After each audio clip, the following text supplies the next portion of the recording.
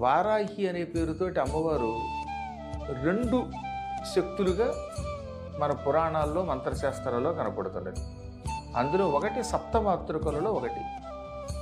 మాతృకలు అంటే తల్లి రూపంలో మనల్ని రక్షించువాలి. అందులో వరుసగా ఈ వారాహి, మాహేంద్రి, చాముండ వీళ్ళంతా కూడా సప్తమాతృకలు. బ్రాహ్మి, మాహేశ్వరి, కౌమారి, వైష్ణవి, వారాహి, మాహేంద్రి, చాముండ ఈ ఏడుగురిని ఏమంటారు? సప్తమాతృకలు అంటారు. అందులో వారాహి అని ఒక మాతృక ఉన్నది. ఈవిడ మనందరికీ తల్లి. ఈ రూపంలో మనల్ని చాలా ప్రేమగా చూస్తుంది.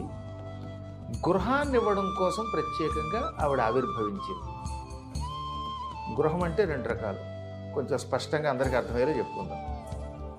మన శరీరాన్ని గృహం అంటారు. ఏమంటారు? గృహం. ఇదొక క్షేత్రం, ఇదొక మందిరం. అసలు ఇల్లు అంటూ ఉంటే కదా అందులో మనం ఉంటాం.